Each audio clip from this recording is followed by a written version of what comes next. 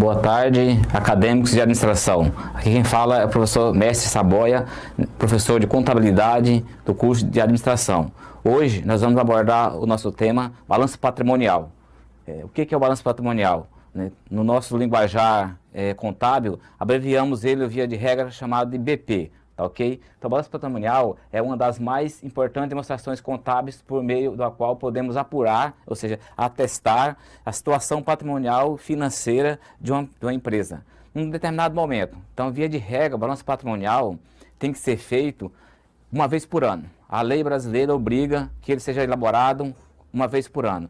Só que no dia a dia, né, os empresários faz uma vez por mês para apurar o seu resultado e saber como é que anda a curva da sua empresa, se está tendo prejuízo ou está tendo lucro. A vantagem de fazer esse trabalho, esse balanço patrimonial uma vez por mês, é que nós podemos mensurar se nós estamos no caminho certo.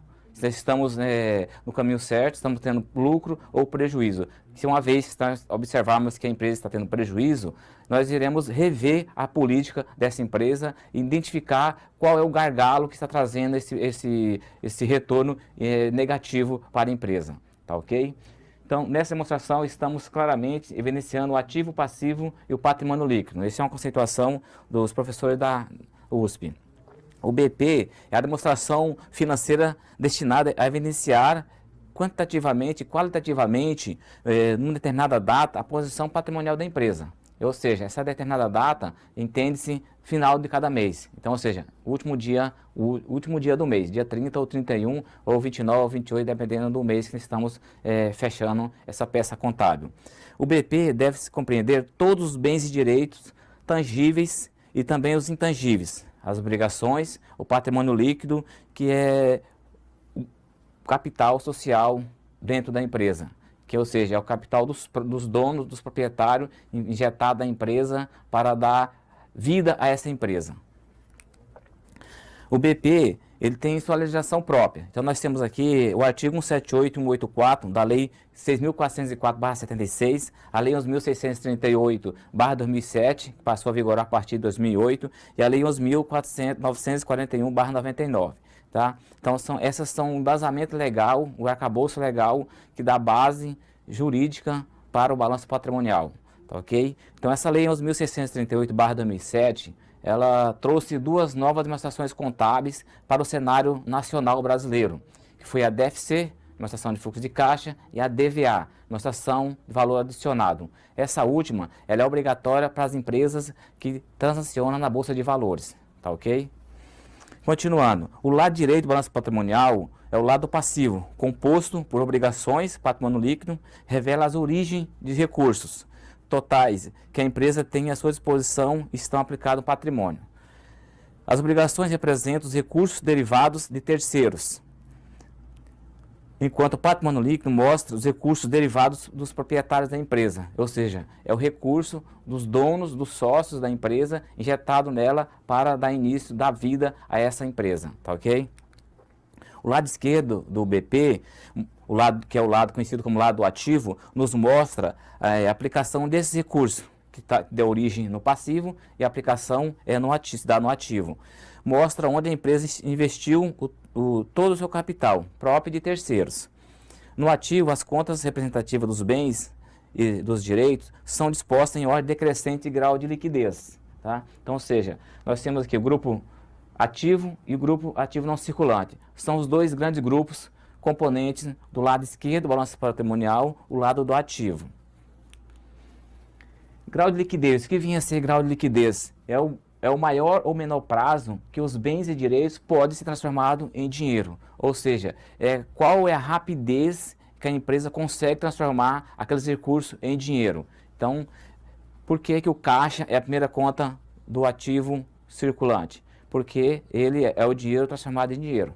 Não é isso? Logo após vem os bancos, porque depois do caixa, o mais fácil de transformar em dinheiro é o banco, que é parente do caixa, vamos dizer assim, que é um parente do caixa, vamos dizer assim. Então, grau de liquidez é o maior ou menor prazo que os bens e direitos podem ser transformados em dinheiro. Então, ou seja, é a maior rapidez que a empresa consegue transformar alguma coisa em dinheiro. Então é por isso que o caixa vem primeiro, porque o caixa é o dinheiro transformado já em dinheiro, não tem mais o que transformar nada. Depois vem o banco, tá ok? Ativo circulante é composto pelos bens, pelos direitos que estão em frequente circulação do patrimônio, é o capital de giro da empresa. Então, ativo circulante é o curto prazo, chamado dentro da contabilidade como curto prazo também. Ou seja, é tudo que a empresa tem, que irá vencer, que irá receber até o final do ano seguinte. Então, ou seja, esse é o curto prazo. A conceituação, vamos dizer assim, simplória seria isso. Tudo que a empresa tem a receber de terceiros, que irá vencer até o fim do ano seguinte. Essa é a conceituação básica de ativo circulante, que é o famoso falado, também conhecido como curto prazo. Basicamente, são valores já realizados, transformados em dinheiro, cuja realização em dinheiro deve ocorrer até o término do ano seguinte. Nós falamos que é o curto prazo. Já o longo prazo é o ativo não circulante. Segundo a Lei 6.404/76, ele é dividido em realizável a longo prazo, investimentos, imobilizado e intangível. Então, ou seja, o ativo circulante, ele não subdivide. É o ativo circulante, logo abaixo iremos elencar as contas que pertencem a esse grupo do ativo. Ok? O ativo não circulante, também conhecido como longo prazo, ele subdivide em 4 subgrupos. Tá? É o realizável a longo prazo, o investimentos, imobilizado e intangível. O realizável a longo prazo é o oposto ao ativo circulante. Como assim? O ativo circulante são classificar as contas representativas dos recursos aplicados em bens e direitos que estão em frequente circulação. Patrimônio da empresa, o ARL, que é o ativo realizável a longo prazo, são classificadas as contas representativas dos recursos aplicados em bens e direitos de circulação que só acontece após o término do exercício social seguinte. Então, o longo prazo é isso. Quando termina o curto prazo, que é até o fim do ano seguinte, inicia-se o longo prazo, que é após o término do exercício social seguinte. Tá ok? Passivo circulante. Passivo circulante é o lado direito do balanço patrimonial. Tá? Então, nós temos o que? É o lado das obrigações. Não é isso? Então, nós temos as obrigações, alguns autores defendem exigíveis e algumas obrigações não exigíveis. Tá? Mas, via de regra, o lado direito é conhecido como o lado das obrigações. Qual que é essa diferença de obrigações exigíveis e obrigações não exigíveis? Porque quando se fala em obrigação, subentende que é algo que tem que ser pago, é algo obrigado.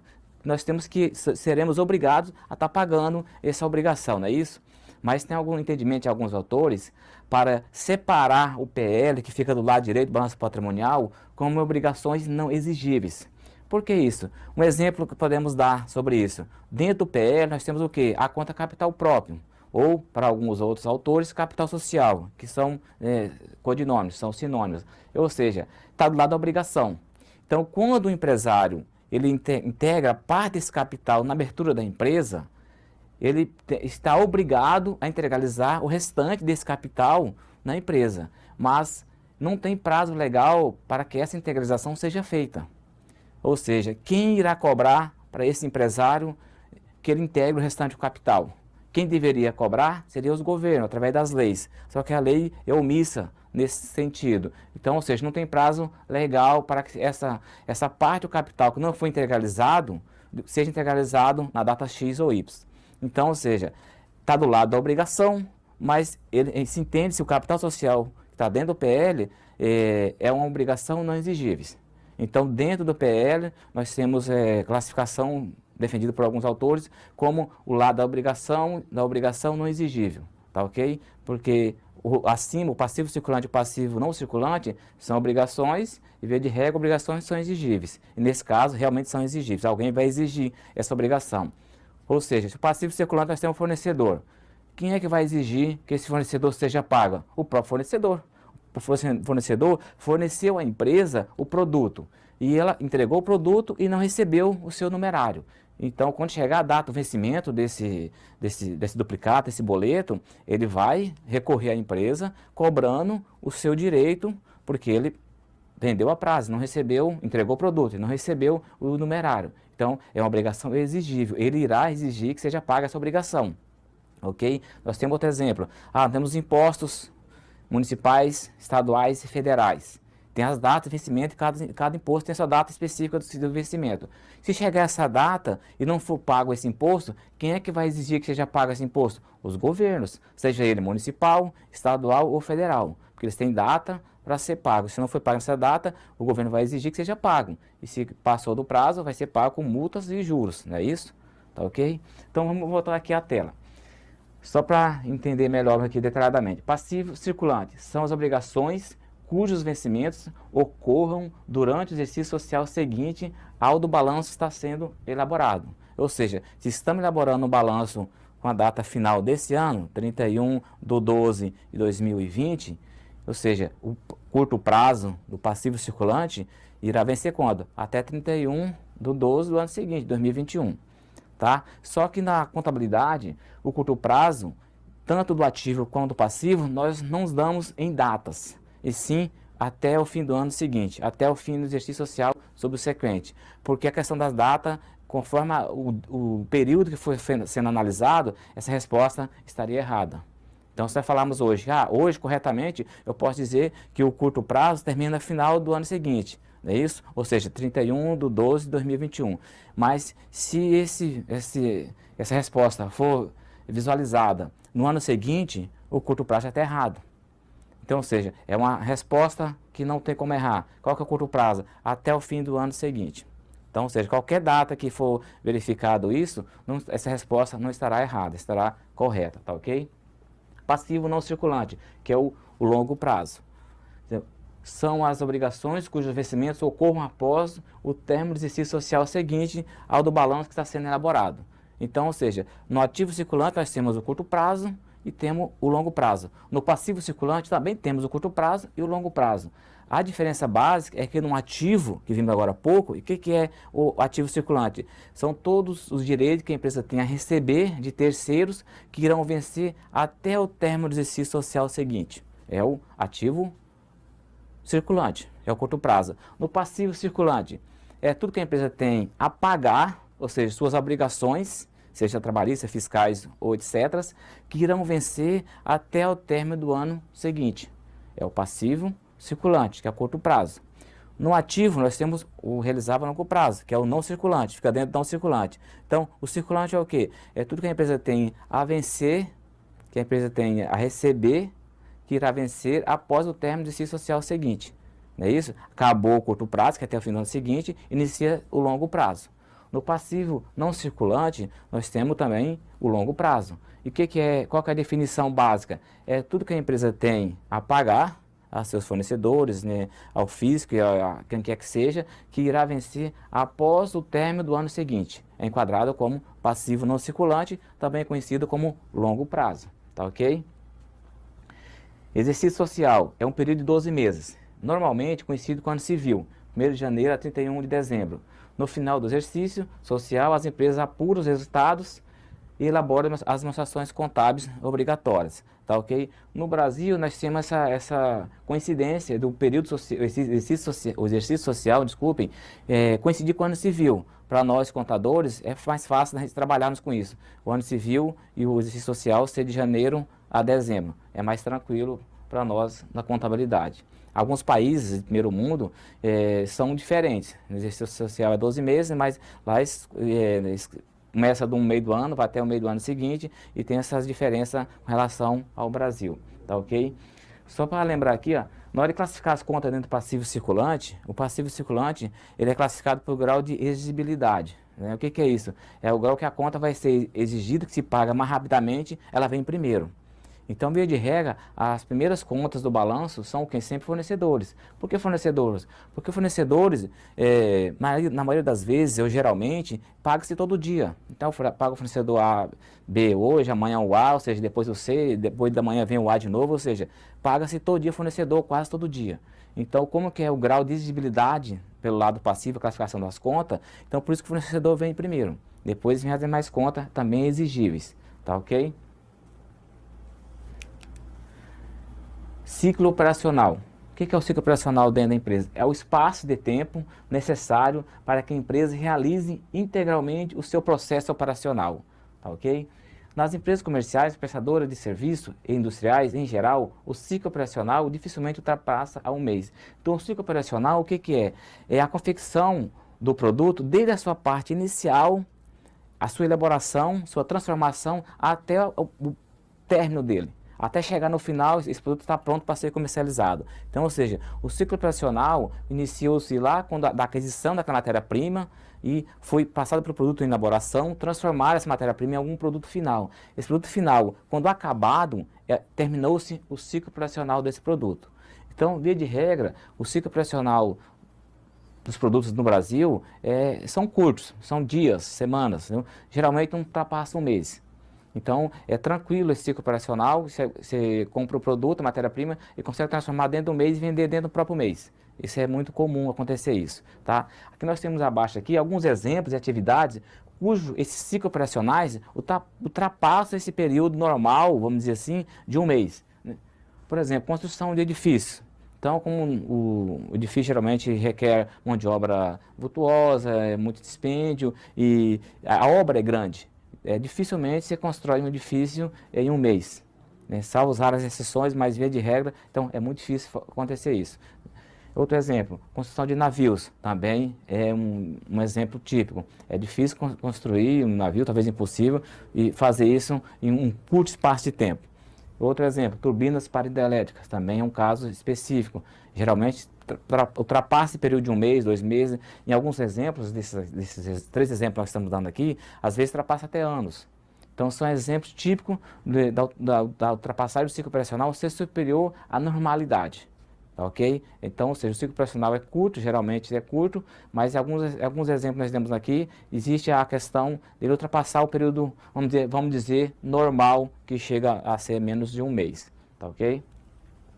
Vamos continuar. Aqui que nós temos aqui, tem um exemplo aqui da estrutura básica no balanço patrimonial. Isso aqui é a estrutura sintética, tá, ok? Com os grupos e subgrupos do balanço patrimonial. Então, essa é a peça contábil que nós temos que elaborar, nós contadores e os gestores das empresas têm que acompanhar essa confecção, essa elaboração dessa peça contábil, que é fundamental para a empresa, para saber como é que anda a situação da empresa. Se está tendo lucro, se está tendo prejuízo, se a curva da empresa está ascendente ou está descendente, porque isso vai impactar o quê? Nas políticas que a empresa vai mudar, ou vai dar continuidade, vai alterar, ou vai inovar para alterar o que está de errado. Se nós estamos elaborando um balanço patrimonial no primeiro mês do ano, estamos identificando que a empresa teve prejuízo, então nós temos 11 meses para identificar qual foi o problema que aconteceu, qual foi o calcanhar de Aquiles que aconteceu, que causou esse prejuízo para a empresa. Então, nós temos que pegar a nossa equipe de profissionais, de auditores e profissionais da área que trabalham dentro da empresa, identificar qual que é o problema que aconteceu, qual foi o setor, o departamento, o que houve de anormal para essa empresa estar tendo prejuízo. Então, existem várias explicações. Vira de regra, muitas das vezes, a empresa quando está se iniciando, muitas vezes ela tem prejuízo, porque não está inserido no mercado, está começando, o seu portfólio ainda é pouco, é escasso, a sua carteira de clientes também é pequena. Então, ou seja, a empresa quando é criada, tem que os seus proprietários têm que ter essa noção, essa ciência de que os primeiros meses é dificultoso, é problemático. Tem que ter o quê? O famoso, né, o falado nosso capital de giro. É um período que tem que suportar essas dificuldades iniciais, porque se não tiver o capital de giro, essa expertise para saber que os primeiros meses, de repente, pode acontecer de ocorrer prejuízo, se não tiver esse capital de giro para suportar esse prejuízo, com certeza ela irá abrir falência e fechará as portas. Isso é fático, não é isso? Então aqui nós voltamos aqui na nossa tela. Balanço patrimonial, também no linguajar contábil, BP, né, que a gente abrevia com balanço patrimonial. Aí dei um exemplo lá da CIA, né, empresa CIA Flamengo Bom Limitada, balanço patrimonial 31/12 de X1, não é isso? 31/12, né, no final do ano, esse X1 é um ano qualquer, tá ok? Nós temos o lado esquerdo, balanço patrimonial, lado ativo, o lado direito, balanço patrimonial, o lado do passivo mais patrimônio líquido, tá ok? Então, muitas peças contábeis, muitos livros trazem do lado direito em cima apenas passivo. Alguns trazem passivo mais o PL. Então, aqui nós colocamos passivo mais o PL para ficar fácil e entendível se algum dos nossos acadêmicos, por acaso, visualizar essa nomenclatura em alguns livros, não estranharem. tá ok? Mas se vocês pegarem alguns livros e identificar do lado direito, balanço patrimonial, apenas em cima a palavra passivo também não está correta, tá ok? São conceituações de autores diferentes, mas que não está errado, tá ok? Então aqui, no ativo nós temos o quê? O ativo circulante, não é isso? Vimos os conceitos anteriores, que nós passamos agora há pouco, né? O que é o ativo circulante? É o curto prazo. Aqui mora quem? O fluxo de caixa. Aqui mora quem? O capital de giro. Então, dentro do ativo circulante, que a empresa tem o seu capital de giro. O que é o capital de giro? É o dinheiro rápido ali. Ou seja, é por isso que fica caixa e banco, é o capital de giro que você precisa ter para movimentar a empresa, para girar o seu comércio, girar a sua indústria, sua empresa, tá ok? Então, se nós não temos capital de giro, nós vamos ter dificuldade nas aquisições, vamos ter dificuldade de manter o nosso estoque em dia. Então, é fundamental a preocupação com o capital de giro que fica dentro do ativo circulante, que é o nosso curto prazo, tá ok? Aqui nós temos outro grupo chamado ativo não circulante. Aqui, nós já falamos anteriormente, é o longo prazo do ativo, não é isso? Esse grupo divide em 4 subgrupos. Então nós temos o grupo acima, ativo circulante, que é um grande grupo do ativo, ele não subdivide, vem ele, embaixo dele vem as contas analíticas. O ativo não circulante é o outro grande grupo do ativo, ele tem subgrupos, que quais são? Realizável a longo prazo, investimento, imobilizado e intangível, tá? Embaixo está o total do ativo, beleza. Então, ou seja, dentro desses subgrupos do ativo não circulante, nós iremos contabilizar nossas contas analíticas, tá? Iremos separar por subgrupo. O que é que nós vamos colocar dentro da conta realizável a longo prazo? Por exemplo, duplicatas a receber que irão vencer após o término do exercício social seguinte. É um típico exemplo da conta a ser contabilizado dentro desse subgrupo do ativo não circulante. Então, tudo que nós formos receber que irá vencer após o término do exercício social seguinte será contabilizado nesse subgrupo realizável a longo prazo, que é um subgrupo do ativo não circulante, tá ok? Duplicado receber a longo prazo, títulos receber que irá vencer após o término do exercício social seguinte e demais a receberes, tá? Lembrando que o lado do esquerdo, o lado do balanço patrimonial, é o conjunto de bens e direitos, não é isso? A peça contábil, chamada balanço patrimonial, ela tem bens e direitos do lado esquerdo, do lado direito, obrigações. Então, bens e direitos no ativo, obrigações do passivo. Esse tripé forma o conjunto patrimonial chamado balanço patrimonial, tá ok? Então, aqui voltando ao ativo não circulante, que é o longo prazo. Nós temos reserva a longo prazo, falamos agora há pouco, temos o investimento. O que é investimento? O investimento é o que a empresa vai fazer, por exemplo, em outras empresas. Então nós temos investimentos em coligadas, investimentos em controladas, nós temos terrenos, por exemplo, que pode ser também classificado como investimento, ou seja, terrenos. Ele pode ser classificado em investimento? Pode. Se a empresa comprar o terreno para investir, porque está um preço legal, está barato, ou seja, ela está comprando, mas futuramente irá abrir uma empresa naquele local, naquele terreno, ou irá abrir uma filial ou algo parecido. Então, ou seja, é investimento. Agora, se comprar um terreno no lado da empresa, na frente da empresa, para ampliar a empresa, para servir de estacionamento para a empresa, aí nós não vamos contabilizar dentro do subgrupo investimento, e sim dentro do subgrupo imobilizado. Tá? Essa é uma diferença básica da conta terrenos, tá ok? Dando continuidade aqui a outro subgrupo do ativo não circulante, vai ser o imobilizado. Então, dentro desse subgrupo do ativo não circulante, imobilizado, nós temos 4 contas mães, que nós utilizamos, via de regra, para 90% ou mais das empresas, que são comuns. Então, é essas 4 contas que nós vamos trabalhar dentro do nosso exercício, dentro da nossa aula, tá? Quais são elas? Móvel, utensílio, máquinas, equipamento, computadores periféricos e veículos, tá ok? Então, dentro do mobilizado, essas 4 contas, ela é um arcabouço que abrange cerca de 90% do mobilizado da maioria das empresas, tá? Então, essas contas temos que trabalhar na nossa aula. Então, mobilizado, máquina e equipamento. O que é máquina e equipamento dentro da empresa? São as máquinas, por exemplo, de xerox, são os ar-condicionado, ou seja, quando eu for contabilizar essas aquisições dentro do meu balanço, eu não vou contabilizar, escrever aquisição de um ar-condicionado aqui dentro. Compra aquisição da marca de xerox. Não, eu vou classificar ela com a conta chamada dentro do mobilizado máquina e equipamento. tá? Tudo que eu comprar que for máquinas e equipamento, eu vou contabilizar nesse grupo mobilizado na conta máquina e equipamento. Móveis e utensílio, o que é isso? Seria aquisições de carteira, cadeira, mesa, sofá, armário e etc. Então, ou seja, essas contas não existem para nós dentro do balanço patrimonial. A conta que vai essas aquisições dentro da nossa empresa chama-se dentro do grupo mobilizado móvel e utensílio. Então, móvel e utensílio é um grupo, é uma conta que classificamos dentro do subgrupo imobilizado. Dentro do veículos, né? Veículo é mais tranquilo, porque veículo nós sabemos que é veículo, não é isso? Seria veículos, móvel geral, 4 rodas ou mais, motos, dependendo do caso, bicicleta. Se uma empresa, por exemplo, um comércio varejista nos bairros, um pequeno comércio, por exemplo, de mercado. Então, ou seja, de repente ele pode ter no seu imobilizado bicicletas para entrega, é imobilizado, não é isso? Não se deixa de ser um veículo, tá ok? Seguindo, nós temos o intangível. Como o próprio nome já diz, intangível é algo não palpável. Então, aqui dentro desse subgrupo do ativo não circulante, iremos classificar as marcas e patentes da empresa. Toda empresa tem sua marca.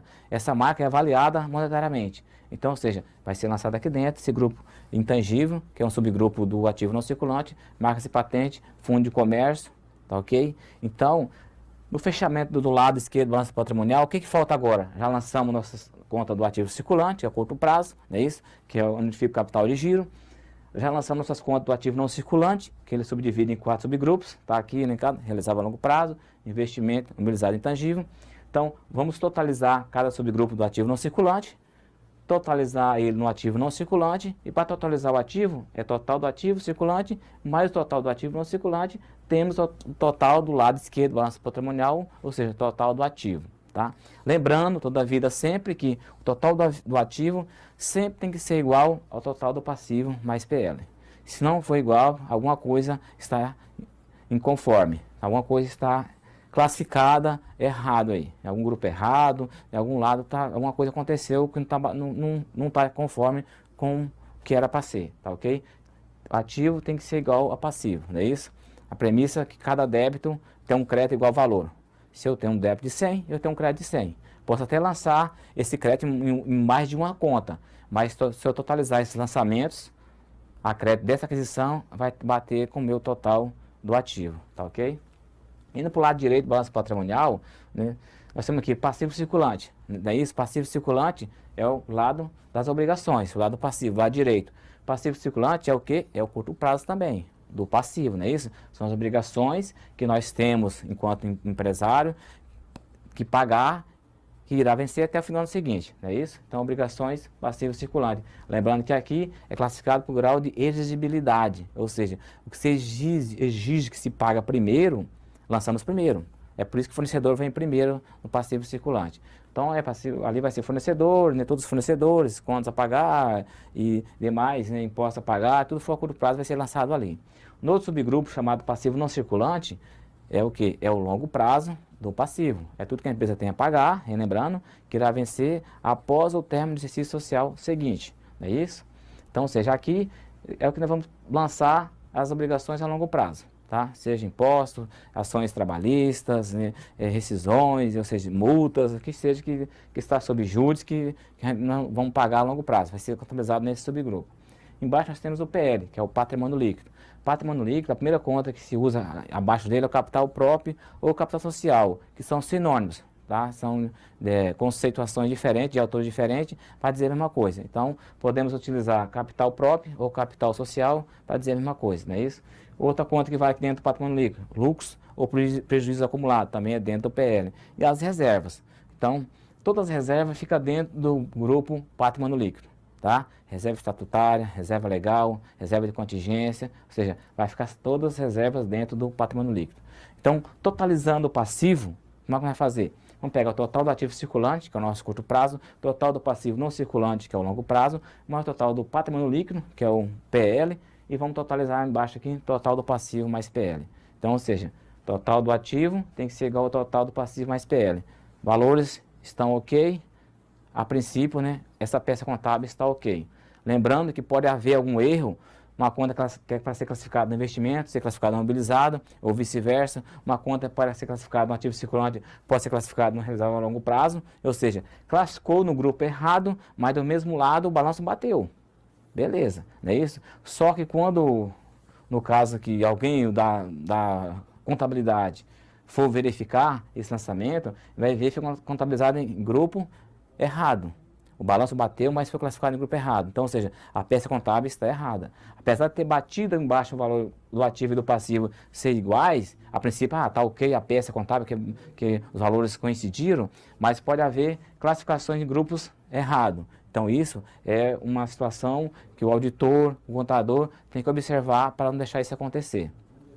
Tá ok? Então, esse aqui, terminando a nossa aula de hoje sobre balanço patrimonial, é a estrutura básica do balanço patrimonial. Então, nós vamos fazer exercício sobre esse tópico, tá ok? Então, nós temos a conceituação que demos anteriormente aqui, que é ativo circulante, que é passivo circulante, realizável a longo prazo, investimento, mobilizado, intangível, então, ou seja, o que é PL. Então, tem a classificação, né, os conceitos anteriormente, que devem ser lidos, revisados e relidos, e depois para nós fazermos nosso exercício, nós vamos estar fazendo nas próximas aulas, sobre a elaboração do balanço patrimonial. Então, para facilitar para vocês, eu já vou trazer as contas com seus devidos valores. Então, vocês vão fazer o quê? Vão classificar essas contas dentro desses grupos e subgrupos. Esse é o trabalho que vocês irão fazer. Pegar as contas que eu vou elencar, com as contas com seus respectivos valores, vocês vão elencar as contas dentro dos seus grupos e subgrupos e totalizar essa peça contábil para ver se está batendo ou não. Beleza? Então, acadêmico de administração, terceiro semestre, muito obrigado pelo dia de hoje, pela aula, pela compreensão. Estamos no período crítico, mas estamos presentes online e a vida continua, né? As aulas continuam, vamos continuar estudando, tá ok? Um abraço e até mais. Professor Saboia.